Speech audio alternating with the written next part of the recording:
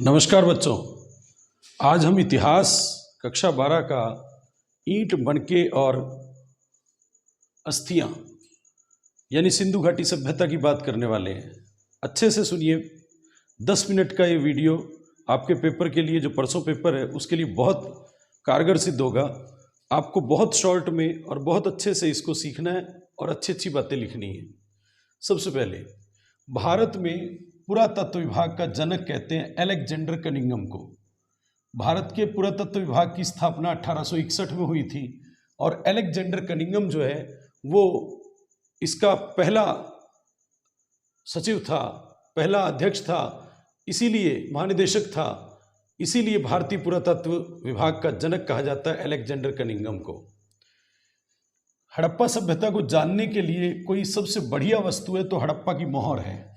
हड़प्पाई मोहर जो है वो सबसे विशिष्ट पुरावस्तु है, बहुत इंपॉर्टेंट है। हड़प्पा की मोहर पे जो है चित्र बने हुए जानवरों के, लिपि लिखी हुई है। हड़प्पा की मोहर जो है हड़प्पा सभ्यता को जानने का एक विशेष पुरावस्तु है। यहाँ हमें सीख लेना चाहिए BC AD और BCE का क्या मतलब है। BC माने बिफोर क्राइस्ट। बिफोर क्राइस्ट यानी ईसा के जन्म से पूर्व का जो समय है उसको बिफोर क्राइस्ट कहते हैं। एनो डोमिनी यानी AD, ईसा के जन्म से जो आगे का समय है वो एनो डोमिनी कहलाता है। जैसे मान लीजिए हम 2023 ईस्वी लिख रहे हैं तो ये ईस्वी यानी ईसा के जन्म के 2023 साल बाद हम जो है वर्तमान में बैठे हैं तो एनो डोमिनी कहलाता है। ईसा के जन्म से पूर्व की बातें जो है, ईसा पूर्व लगाते हैं जिसको हम, वो बिफोर क्राइस्ट है। लेकिन आजकल BC के स्थान पे BCE लगता है यानी before common era. Before common era, BCE का पूरा नाम बिफोर कॉमन ईरा है, BC का पूरा नाम बिफोर क्राइस्ट है। चोलिस्तान किसे कहते हैं? देखिए, थार के मरुस्थल से लगा हुआ हमारा जो पश्चिमी भारत में रेगिस्तान वाला इलाका थार का मरुस्थल है, उससे जो पाकिस्तान का रेगिस्तानी क्षेत्र लगा हुआ है थार के मरुस्थल से, उसी को चोलिस्तान कहते हैं। अब पूछा जाता है, आपसे छोटा प्रश्न पूछा जाए कि हड़प्पा के लोग अपना निर्वाह कैसे करते थे। निर्वाह का मतलब है उनका जो है सुबह से शाम तक का जो जीवन था उसमें जीवन यापन कैसे करते थे। तो आपको पता है निर्वाह जो है वो पेड़ों से, फलों से, पौधों से प्राप्त उत्पाद, जंगली उत्पादों से पादप उत्पाद को ग्रहण करते थे और जानवरों से जो उत्पाद प्राप्त होता था उसको भी ग्रहण करते थे। जैसे गेहूं, जौ, चना, दाल, तिल, इन सब का उपयोग करते थे। बाजरा जो है वो गुजरात से मंगाया जाता था। बाजरा गुजरात से पहले साक्ष्य मिले हैं बाजरे के। इसके अलावा चावल का बहुत कम जो है जानकारी मिल पाती है हड़प्पा सभ्यता से। इसके अलावा जानवरों के उत्पाद से तो भेड़, बकरी, भैंस, सुअर ये पालतू जानवर थे।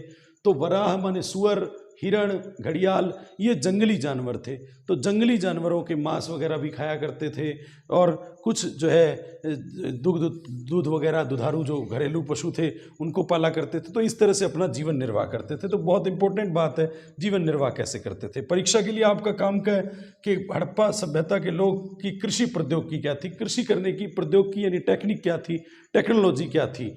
तो आपको पता है कि हड़प्पा में हल का प्रयोग होता था। बैल से हल चलाते थे, जिसके बारे में हम बात करें तो बैल जो है कृषि के लिए उपयोग होता था। इसका उदाहरण है कि बनवाली से एक मिट्टी का हल मिला है। तो मिट्टी का हल एक प्रतिरूप मॉडल के रूप में एक खिलौना मिला है मिट्टी का बनवाली से मिट्टी का खिलौना हल मिला है।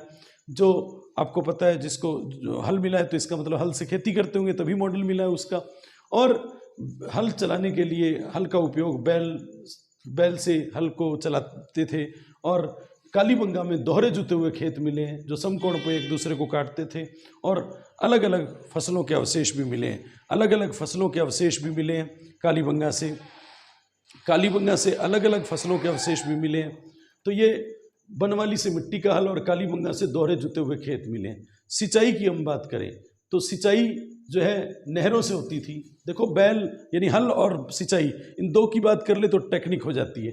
तो सिंचाई शुर्तघोई से, अफगानिस्तान से नहरों के अवशेष मिले हैं और धौलावीरा से जलाशय मिले हैं यानी तालाब वगैरह। तो धौलावीरा गुजरात में है, धौलावीरा से जलाशय मिला है जिससे सिंचाई होती थी, गुजरात में धौलावीरा है। शुर्तघोई अफगानिस्तान से सिंचाई के लिए नहरों का प्रयोग होता था। तो आप सोचें, हल और सिंचाई की बात हमने कर ली, सिंचाई से जुड़ा, तो वो कृषि प्रौद्योगिकी हो गया। अगला प्रश्न है मोहनजोदड़ो के बारे में बताओ, मोहनजोदड़ो की विशेषताएं बताओ, मोहनजोदड़ो का जो शहर था वो कैसा था उसके बारे में बताओ। तो आपको पता है हड़प्पा में जितने भी शहर थे उनमें से पहला खोजा गया स्थल हड़प्पा था। तो हड़प्पा सभ्यता का पहला खोजा गया स्थल हड़प्पा था और दूसरा खोजा गया स्थल मोहनजोदड़ो जो 1922 में राखलदास बनर्जी ने खोजा था। और मोहनजोदड़ो जो है वो उसका मतलब होता है मृतकों का टीला। मोहनजोदड़ो पाकिस्तान में, हड़प्पा भी पाकिस्तान में। मोहनजोदड़ो की बात करें या अन्य हड़प्पाई केंद्रों की बात करें तो इसमें एक मान लीजिए शहर है मोहनजोदड़ो का जो केंद्र है, मोहनजोदड़ो केंद्र है, शहर है, वो जगह दो भागों में बटी हुई थी। एक भाग में पश्चिमी टीला, ये वाला भाग पूर्वी टीला था और ये वाला भाग पश्चिमी टीला था। पश्चिम की तरफ है पश्चिमी टीला होगा, पूर्व की तरफ होगा पूर्वी टीला होगा। पश्चिमी टीला जो है इधर से व्यापार होता था, पश्चिम की तरफ से गुजरात की तरफ से लोथल बंदरगाह था तो व्यापार होता था, इसीलिए इधर से लुटेरे वगैरह आते थे।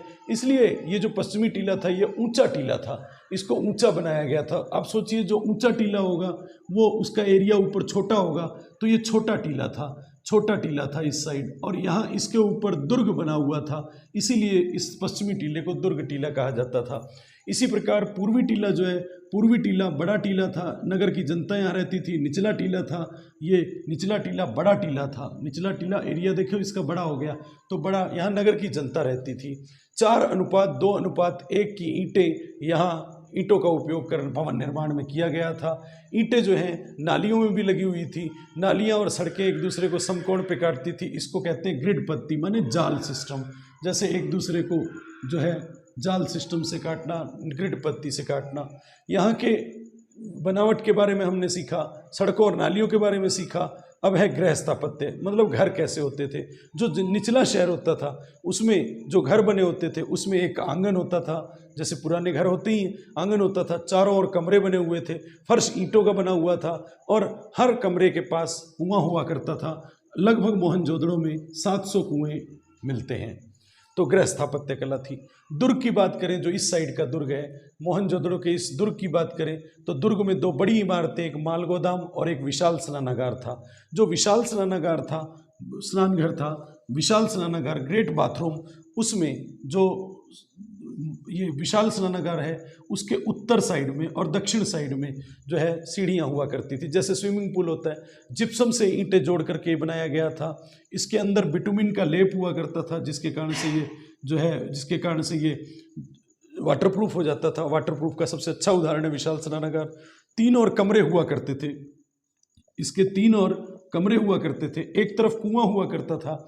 और यहाँ विशाल स्नानागार किसी एक व्यक्ति के लिए तो नहीं था, लेकिन एक विशाल कोई बड़ा धार्मिक अनुष्ठान करवाने के समय में यहाँ सारे लोग संयुक्त रूप से जो इकट्ठे स्नान किया करते थे। तो ये इसके विशाल स्नानागार की बात हो गई। शवाधान की बात करें, शवाधान माने शवों को दफनाने की बात, तो गर्तों में, गड्ढों में दफनाया जाता था हड़प्पा में। कब्रों में मृदभांड और आभूषण भी दफनाए जाते थे। बहुमूल्य वस्तुएं नहीं दफनाई जाती थी, जैसे मिस्र के पिरामिड में वहाँ दफनाई जाती थी, लेकिन यहाँ बहुमूल्य वस्तुएं नहीं दफनाई जाती थी हड़प्पा में। विलासिता के साधन, विलासिता के साधन है कि जो सुख सुविधाओं की चीज़ें हैं उनकी बात करें तो रोज़मर्रा की वस्तुएं, जो रोज़ाना काम आने वाली वस्तुएं थी, वो पत्थर और मिट्टी की बनी होती थी, जैसे चक्कियाँ हैं, मृदभांड हैं, मिट्टी के बर्तन हैं, सुइयाँ हैं, ये सब। लेकिन एक विशेष प्रकार के मृदभांड जो हैं जिसमें सुगंधित द्रव रखते थे, वो एक विशेष प्रकार के पत्थर फयांस से बना हुआ था। घेस जो रेत बालू है उसको घिसा करके उसके अंदर रंग और गोंद मिला करके फिर उसका जो है मृदभांड बनाया जाता था, जो छोटे छोटे सुगंधित द्रव जो है सेंट वगैरह रखने के लिए वो ऐसा बनाया जाता था। तो ये विलासिता के साधन जो है इनकी ये वस्तुएं हो गई।